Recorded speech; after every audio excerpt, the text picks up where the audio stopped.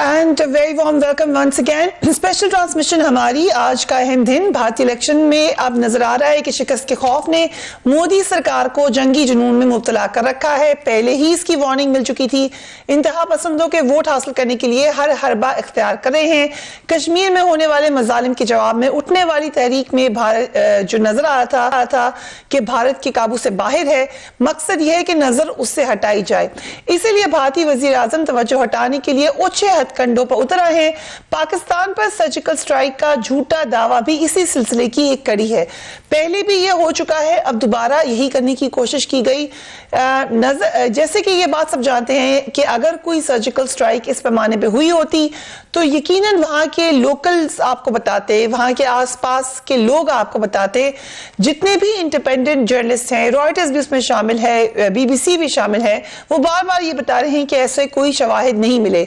भारत ने ये बात भी सच साबित कर दी है कि झूठ इतना बोले कि शायद सबको ही लगे कि वो कोई सच है। प्रोपेगेंडा जारी है, लेकिन पाकिस्तान के पास अब क्या ऑप्शंस हैं। जिस तरीके से भारत प्रोपेगेंडा करता है, हम वैसे प्रोपेगेंडा नहीं करते, लेकिन having said that, as a sovereign nation हमारे पास पूरा ये हक है कि हमारे ऊपर जो हमला हुआ है उसका हम जवाब जरूर दें।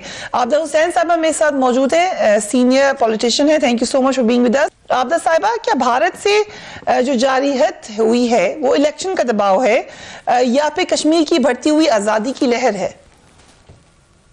दोनों वजूहात हैं। कश्मीरी जो हैं वो मुस्तरब रहते हैं और उनका मुसलसल दबाव होता है काम पे।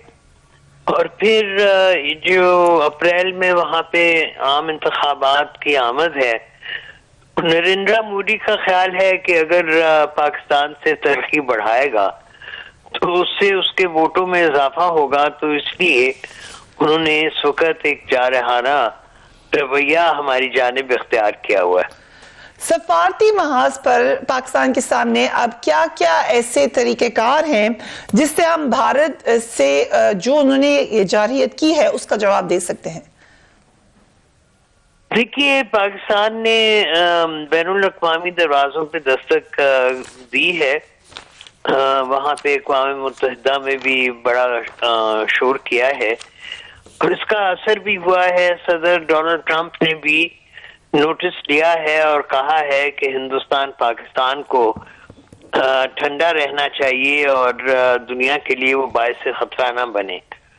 तो मैं समझती हूँ कि पाकिस्तान जो रद्द अमल जाहिर कर रहा है वो सही सिमत में है और उसका असर भी हो रहा है। भारत की जानिब से पहली दफा नहीं, दूसरी बार एक और सर्जिकल स्ट्राइक का किया गया है। ऑब्वियस झूठ है ये बात, मगर इसको एक्सपोज कैसे कर सकते हैं? क्योंकि भारत तो मुसलसल ये कह रहा है कि वो पाकिस्तान के अंदर आए हैं, उन्होंने यहाँ पर हमला किया है। उनके झूठ को कैसे हम बेनकाब कर सकते हैं? देखिए, जैसे मैंने कहा, पाकिस्तान दुनिया के दरवाजों पे दस्तक कर रहा है और अपना मौकफ बयान कर रहा है और यही दुरुस्त रद्द अमल है। ओआईसी के हवाले से आबदा साहिबा, ये आज बात पार्लियामेंट में हुई कि हमें बॉयकॉट करना चाहिए। बहुत सारे एनालिस्ट का कहना यह है कि हमें बिल्कुल बॉयकॉट नहीं करना चाहिए, लेकिन अपना प्रेशर जरूर इस्तेमाल करना चाहिए। अगर सुषमा स्वराज ओआईसी के इजलास में शिरकत करती हैं तो पाकिस्तान को फिर क्या करना चाहिए? पाकिस्तान को किसी इजलास का बॉयकॉट नहीं करना चाहिए। अपना मौकफ जो है वो बड़े जोर और शोर से पेश करना चाहिए और सुषमा स्वराज जो बात करती हैं उसकी सख्ती से तरदीद करनी चाहिए। इस वक्त ऑपोजिशन का हमने आज बहुत ही बड़ा ही अच्छा स्टांस देखा। उन्होंने सपोर्ट दी है गवर्नमेंट को और ये भी कहा है कि हमारी हुकूमत से इख्तलाफ हो मगर इस मामले में हम साथ खड़े हैं। इस नाजुक वक्त है ये सब पाकिस्तान का, ऑपोजिशन क्या क्या कर सकती है? देखिए, ऑपोजिशन का हुकूमत के साथ ताउन का इजहार जो है इस मौका पर बड़ा सही और मस्बत है और उसके बायस हुकूमत को तकवीयत भी पहुंचती है। तो ये बात जो है ये पाकिस्तान के लिए खुशाइंद है। राइट, ये बात पाकिस्तान के लिए खुशाइंद है, यकीनन ये खुशाइंद बात थी। ऑपोजिशन की तरफ से बड़ी भरपूर तरीके की सपोर्ट की गई, गवर्नमेंट को कहा गया कि हम आपके साथ खड़े हैं, जो भी फैसला करेंगे हम साथ होंगे। खुर्शीद शाह साहब की स्पीच थी, उन्होंने इस हवाले से बड़ा कैटेगोरिकल बयान दिया। ख्वाजा आसिफ साहब फॉरेन मिनिस्टर, उन्होंने बड़ी फुल फ्लेज सपोर्ट दी। उसके बाद भी उन्होंने एक दो जगह जो इंटरव्यूज दिए वहां पर उन्हें खुलकर कहा कि हमें इस वक्त में एक तो इस बात का तयन करना है कि हमने करना क्या है, मिलकर करना है, और उसको एक्ट भी फौरन ही करना है। खुर्शीद कसूरी साहब भी हमारे साथ मौजूद हैं। थैंक यू सो मच कसूरी साहब फॉर ज्वाइनिंग अस। भारतीय वज़ीर आज़म नरेंद्र मोदी की जानिब से इस वक्त जो डायरेक्ट थ्रेट है एट दिस टाइम, इसकी क्या वजह है? बुनियादी तौर पर कोई अब दो राय नहीं, सिर्फ पाकिस्तानी नहीं कर रहे, बैनुल-अक़वामी मीडिया भी अब ये कह रहा है तो वो उन्होंने इलेक्शन में पै दर पै जो उनको शिकस्त हुई है 5 रियासतों में और उसके अलावा यूपी में भी वही जो सीटें छोड़ी थी चीफ मिनिस्टर और डिप्टी चीफ मिनिस्टर, वो हार गए हैं।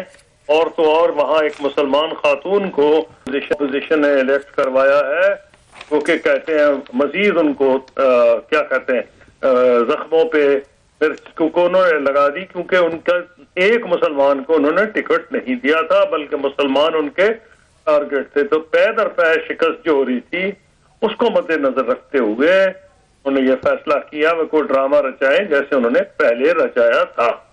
कसूरी साहब, भारत ने जो कार्ड्स खेलने थे वो खेल दिए, उन्होंने दिखा दिया कि वो किस हद तक कैपेबल हैं, क्या उनकी अज़ाइम हैं। अब हमारी कोर्ट में है बॉल, हमारे पास क्या क्या ऑप्शंस हैं, हम क्या कर सकते हैं? दोनों लेवल पे जी, डिप्लोमेटिक भी, और जब तो ऐलान कर दिया मैंने उसमें क्या ऐड करना है, फौज ने ऐलान किया है कि मुनासिब वक्त पर मुनासिब जवाब दिया जाएगा। डिप्लोमेटिकली फॉरेन ऑफिस बहुत एक्टिव है, मैंने 5 साल इस पर प्रिजाइड किया है। फॉरेन मिनिस्टर एक्टिव है और प्राइम मिनिस्टर ने खुद फॉरेन मिनिस्टर ने बताया है कि कुछ हेड से बात की है जो बड़ा मुनासिब है।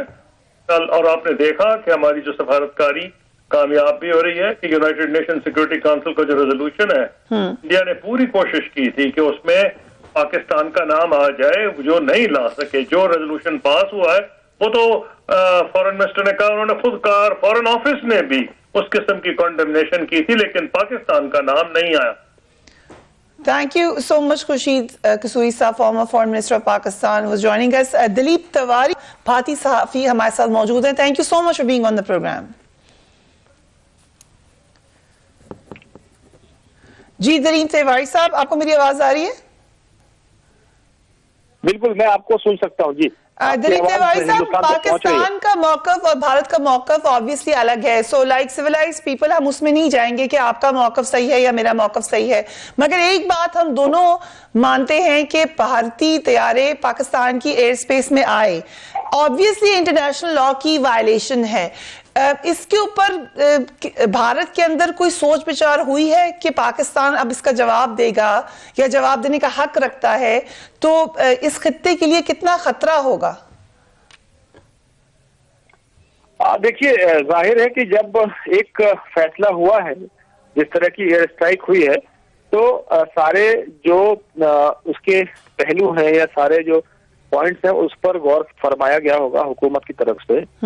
और जो आप कह रहे हैं कि आपके एयर स्पेस का वायोलेशन है या पाकिस्तान कहता है कि उसके एयर स्पेस का वायोलेशन है, जाहिर है इंटरनेशनल नॉर्म्स अपनी जगह पर है, लेकिन जब कोई हुकूमत या कोई मुल्क आतंकवाद से परेशान होता है, वो स्टेट एक्टर्स हो, नॉन स्टेट एक्टर्स हो, सरकार का समर्थन हो, एजेंसीज का समर्थन हो, ये कोई नहीं देखना चाहता। देखना ये चाहता है कि किस कदर खून बहा है, चाहे वो सिविलियंस का हो, चाहे वो पैरामिलिट्री फोर्सेस का हो या मिलिट्री का हो। अगर कोई आत्मघाती दस्ता हमला करे या कोई ऐसा दस्ता हमला करे जिसको टेरर फंडिंग मिल रही हो, तो जाहिर है ये एक बहुत इशू है। और so you are saying कि जो भारत का मौकफ है, मैंने कहा था हम उसमें नहीं जाते क्योंकि ऑब्वियसली आपका मौकफ हमें पता है, उससे हम एग्री नहीं करते, हमारा मौकफ आपको पता है, उससे आप एग्री नहीं करते, सो तो नहीं जाते। लेकिन उसके बावजूद आप कह रहे हैं कि थॉट थ्रू ये काम किया गया है और आप इस बात के लिए तैयार हैं कि मामला कहीं भी चला जाए, अगरचे पाकिस्तान की प्राइम मिनिस्टर ने कहा था कि ऐसा मत कीजिए, बात कर लीजिए। पूरी हुकूमत इस बात के लिए पूरी हुकूमत इस बात के लिए तैयार है कि दिशा चाहे जो भी होगी, लेकिन इस बार आर्या पार होगा। अच्छा, सो आप ये कह रहे हैं कि आर्या पार का मतलब तो फिर ये होगा कि 2 nuclear states are ready to go आर्या पार, तो ये तो बड़ी खतरनाक बात है। आई होप कि भारत में कोई जैसे पाकिस्तान में हम बहुत सारी आवाजें सुन रहे हैं जो कहते हैं हम जंग नहीं चाहते, क्या भारत में ऐसी कोई आवाज नहीं है? देखिए बहुत सी आवाजें हैं। मैं एक सहाफी के तौर पर मैं ये मानता हूं कि जंग नहीं होनी चाहिए दोनों मुल्कों के बीच, और मैंने 15 बार पाकिस्तान की जब यात्रा की है तमाम विदेश मंत्रियों के साथ, फॉरेन मिनिस्टर्स के साथ, या पाकिस्तान में जब जलजला आया था तब भी मैं पाकिस्तान में कवर कर रहा था, तो वही इंसान, या हुकूमतें अलग हो सकती है लेकिन इंसान तो एक है, खून तो एक है। अगर पाकिस्तान के लोग जलजले में मारे जाते हैं तो वो हिंदुस्तान के लिए खुशी का मौका नहीं है, और हमने वो रिपोर्टिंग करके लोगों को दिखाया कि इसी तरह के लोग जो हिंदुस्तान में रहते हैं, बॉर्डर के उस पार रहते हैं। हमारे बीच में जंग हुई है, खूनी जंग हुई है, बंटवारे हुए हैं, ये इतिहास है, इसको आप नकार नहीं सकते हैं। लेकिन आप इस बात को भी नकार नहीं सकते कि आज तक हम दुश्मन क्यों बने हुए हैं, दोस्ती का हाथ बढ़ाते हैं और 2 कदम पीछे चले जाते हैं। तो जाहिर है कि आज जो फैसला हुआ है ये एक पॉलिटिकल फैसला नहीं है, बल्कि आवाम इसके साथ खड़ा हुआ है। भाई साहब, इसमें क्योंकि मैं बड़े गौर से भारतीय मीडिया को मॉनिटर करी हूँ, खासतौर पे पिछले 75 घंटे में, उससे पहले शायद हम इतना रेगुलरली नहीं देखते, ऑफ एंड ऑन देखते, लेकिन जरूर हम नजर रखते हैं भारतीय मीडिया पे, और आप भी जरूर देखते होंगे पाकिस्तानी मीडिया को। ये क्या वजह है कि भारत में हमें एक पूरा माहौल जंग का बनता हुआ नजर आता है मीडिया पे, जबकि हमारे मीडिया में खुद अपने अंदर अपनी गलतियों पे की भी निशानदेही की जाती है, और भारत में ऐसा नहीं किया जाता, और बड़ी तकलीफ उठा के की जाती है, बड़ी लोगों से बातें सुन के की जाती है। भारत में हम ऐसा ट्रेंड क्यों नहीं देखते कि जैसे कि हमारे प्राइम मिनिस्टर ने भी कहा कि कुछ अपने अंदर भी देखिए?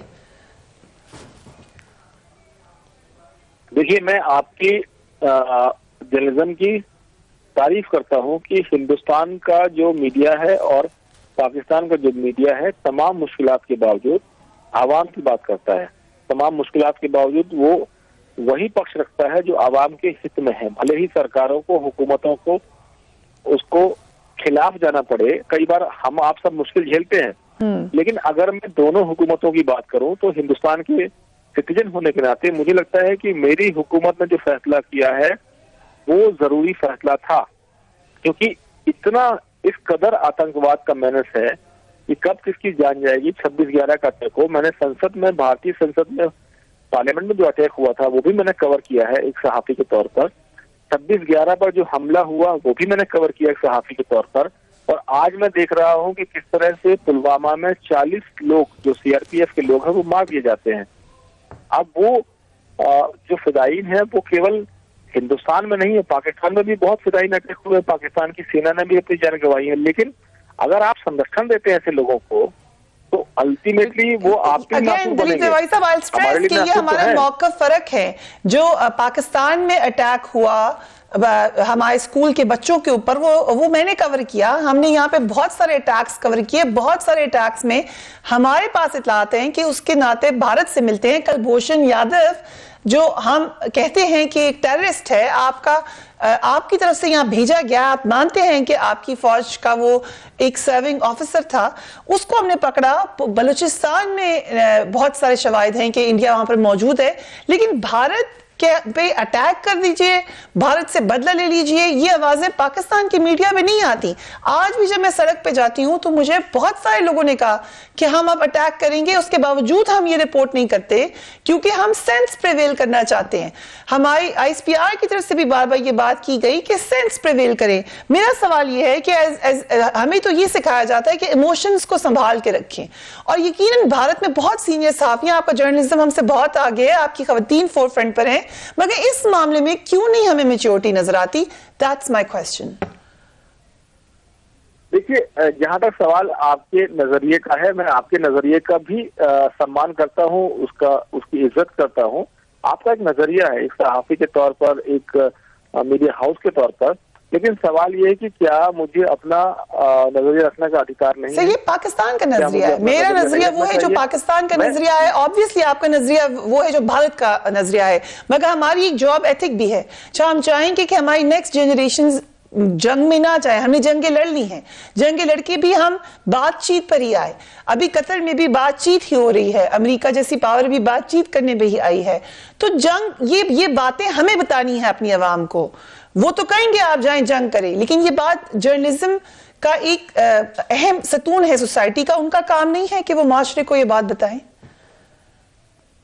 देखिए, मैं आपसे कई मामलों में इत्तेफाक रखता हूं, लेकिन जब हुकूमत की बात आती है, जब हिंदुस्तान में आतंकवाद की बात आती है, बेगुनाह लोगों के मारे जाने की बात आती है, जिस तरह से आपका ये सोचना है कि हिंदुस्तान के कुछ लोग उसमें शामिल हैं, शायद मैं इससे इत्तेफाक नहीं रखता हूं, लेकिन हमारी आवाम ये इत्तेफाक रखती है, आपकी आवाम ये इत्तेफाक रखती है। सरबजीत, आपके यहाँ पर अरेस्ट हुआ था, सरबजीत के यहाँ, सरबजीत पर आपकी हुकूमत या आपकी अदालतों ने ये साबित किया कि वो आतंकवादी है और आखिर में वो जेल में मारा गया। आज तो फिर बड़ी लंबी बहस हो जाएगी। 1971 में मुक्ति बहानी आ जाएगी, उसके हवाले से आपके प्राइम मिनिस्टर का स्टेटमेंट आ जाएगा। ये तो लंबी बहस है, ये बातचीत ही तो होगी, आके टेबल पे बातचीत तो करेंगे।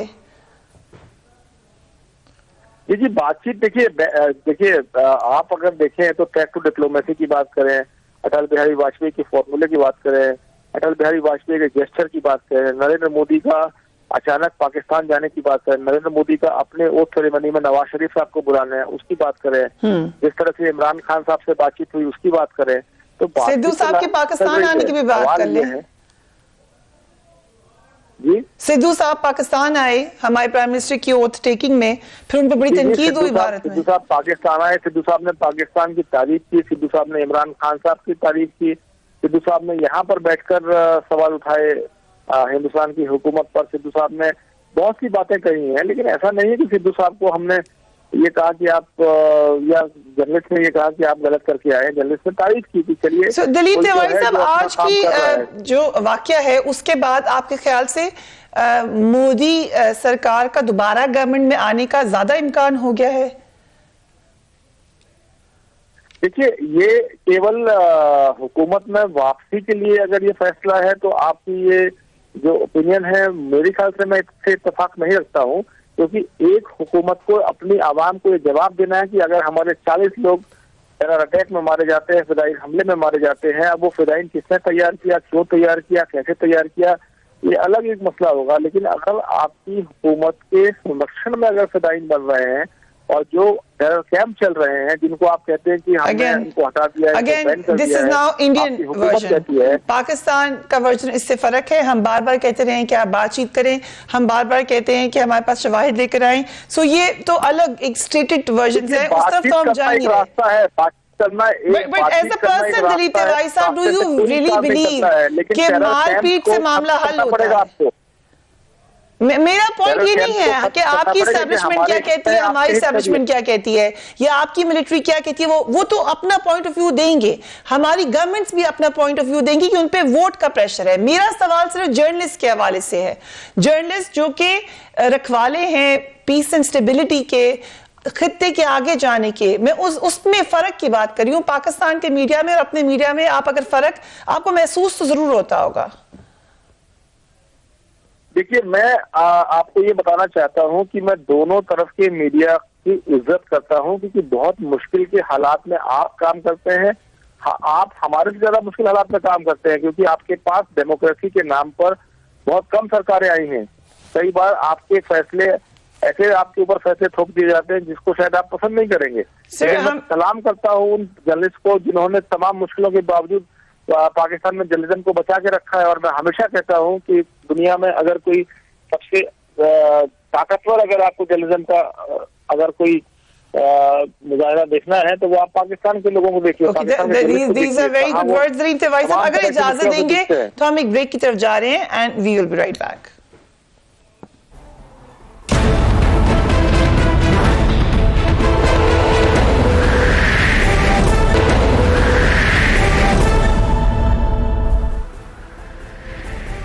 And welcome back. Important day, important development. कुछ सवालात हैं जो यकीनन अहम हैं। एक सवाल ये है कि भारत की तरफ से बड़ी देर तक खामोशी रही। सबसे पहले ये खबर खुद पाकिस्तान ने रिपोर्ट की। अगर पाकिस्तान को कुछ छुपाना होता तो पाकिस्तान की तरफ से खामोशी होती। DGISPR ने रात को ही ये ट्वीट कर दी थी कि इंडियंस ने आकर एयर स्पेस वायलेट किया है। भारत ने वक्त लिया जवाब देने के लिए और अपनी प्रेस कॉन्फ्रेंस में बहुत सारे सवालात का जवाब भी नहीं दिया। सो इससे ये साबित होता है कि वो जो करने आए थे वो कर नहीं सके हैं। उनको काफ़ी खिफ़्फ़त हुई इस बात से कि वहाँ से जाना पड़ा। कुछ हमारे सोर्सेज एयरफोर्स के अंदर हमें ये बता रहे हैं कि जो 12 एयरक्राफ्ट का दावा है उस पर भी है, मगर अगर एक स्ट्रेटजी के तहत एक सोच समझ कर हम इसको नहीं चैलेंज कर रहे। सो ये भी एक बड़ी इंटरेस्टिंग बात है कि वो जो नंबर दे रहे हैं हमने उसको चैलेंज नहीं किया है। यहाँ पर ये भी नजर आ रहा है कि अंदर यकीनन वो आए हैं स्पेस के, मगर इस डर से कि कहीं हमें रिस्पॉन्स टाइम मिल ना जाए और हम उनको स्ट्राइक डाउन ना कर दें, वो जल्दी से वापस चले गए और इसी जल्दी में वो अपना सामान यहाँ पर छोड़ गए। सामान अब आप इसमें जो भी समझ लें, बट उसको हम सामान ही कहेंगे। नजमुद्दीन शेख साहब फॉर्मर एम्बेसडर मौजूद हैं। Thank you so much for joining us. Najmuddin Sheikh साहब, भारत ने जो कुछ करना था वो अब कर लिया है। अब पाकिस्तान के पास क्या ऑप्शंस हैं? How will we answer? देखिए, पाकिस्तान की और हिंदुस्तान की पोजीशन इसमें बहुत मुख्तलिफ है। हिंदुस्तान को तो इसकी जरूरत है, यानी मोदी सरकार को इसकी जरूरत है, क्योंकि वो अपने इलेक्शन में इसको इस्तेमाल करना चाहते हैं। हमारे लिए बहुत मुख्तलिफ, मेरी नज़र में बहुत मुख्तलिफ है। हम चाहते हैं कि इस खित्ते में इस्तेकाम हो, इस खित्ते में वो सूरत हाल पैदा हो जहाँ पे हम अपनी माशी तरक्की के लिए गामजन रहें। सरमायाकारी हो, और वो सरमायाकारी सिर्फ उस वक्त होगी जबकि इस्तेकाम होगा। अगर कशीदगी इस नौयत की रही और दोनों फरीक इसमें एक दूसरे पे चढ़ाई करेंगे तो इस्तेकाम आना मुमकिन नहीं है। और अगर इस्तेकाम नहीं होगा तो जो सरमायाकार है वो कहेगा कि साहब हमें दुनिया के और हिस्से हैं जहाँ पे हम आसानी से सरमायाकारी कर सकते हैं, हम उस तरफ जाएंगे। तो हमारे लिए और हिंदुस्तान के लिए दो मुख्तलिफ पहलू हैं। Right. उनको इस जंग की जरूरत है, इस इख्तिलाफ की जरूरत है, क्योंकि उससे वो मोदी साहब अपना इलेक्शन जीत सकते हैं।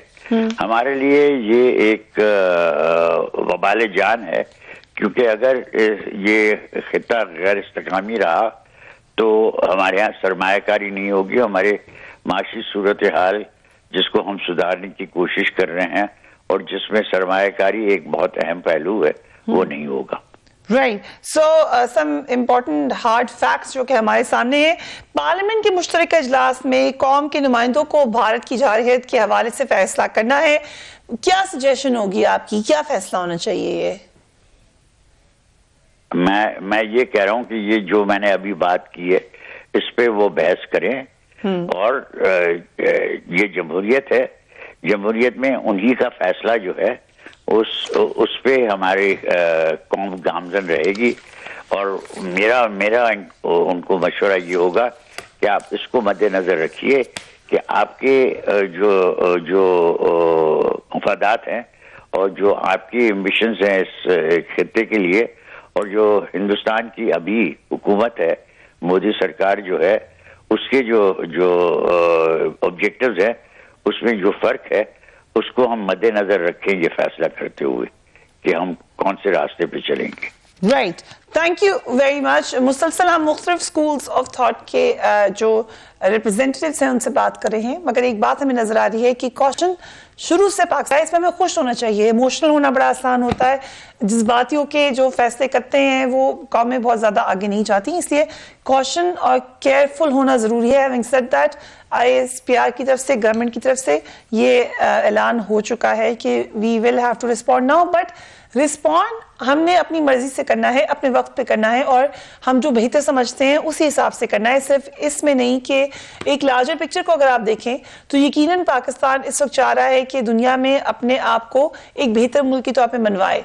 भारत इकोनॉमिक फ्रंट पे हमसे आगे है, मगर बहुत सारी जगहों पर हम अपनी अहमियत समझते हैं और हम समझाने की कोशिश भी कर रहे हैं दुनिया को। ऐसे वक्त में एक ऐसी स्क्वामिश जिसकी बहुत ज़्यादा खतरा है कि वो एक long term full fledged war बन सकती है, और 2 न्यूक्लियर स्टेट्स हों, उसमें एक को तो कॉशन दिखानी ही पड़ेगी। जनरल नईम खालिद लोधी साहब हमारे साथ मौजूद हैं। Thank you so much general साहब। अगेन भारत का जो उन्हें कार्ड्स दिखाने थे वो दिखा चुके हैं। What are our options now? जी देखिए, पाकिस्तान ने जो जवाब में करना है उसका इंडिया पाकिस्तान ने साफ साफ दे दिया है। पहली बात तो ये है कि पाकिस्तान को बैनुल-अक़वामी सतह के ऊपर 2-3 बातें उजागर कर देनी चाहिए। नंबर 1 कि इनका जो हमला था वो नाकाम हुआ है और उसके तमाम शवाहिद पेश कर देने चाहिए। लेकिन इसके साथ ऐसा नहीं होना चाहिए कि जो उनका अग्रेसिव एक्ट है वो कोई डाइल्यूट ना हो जाए कि भी चूंकि हमला नाकाम है तो ये ना साथ तासर दिया जाए कि जी कोई बात नहीं, फिर हम पी लेंगे इसको और मामूली बात है। साथ ये भी बताया जाए कि एक एग्रेशन हुई है जो किसी भी सूरत में हमें मंजूर नहीं है। और तीसरी बात यह है कि ये राह को हमवार किया जाए कि हमारे पास ये हक है हमारा कि हम रिटेलिएट करें। तो इमीडिएटली तो ये 3 काम करने की जरूरत है। दूसरा, डिप्लोमेटिक लेवल पे ये जो बयान आए हैं मुख्तलिफ ममालिक के जिसमें एग्रेशन के बावजूद हिंदुस्तान को कुछ नहीं कहा गया और दोनों मुल्कों को बराबर का रखा गया है, और खासकर जो चीन का बयान है इसमें मेरा ख्याल हमें कोई सफारतकारी की जरूरत है और वो बताया जाए कि जी आपसे हम कुछ ज्यादा एक्सपेक्ट कर रहे हैं और ये बात जो है ना आप इसको जरा अग्रेसर को कम से कम अग्रेसर तो कहे ना।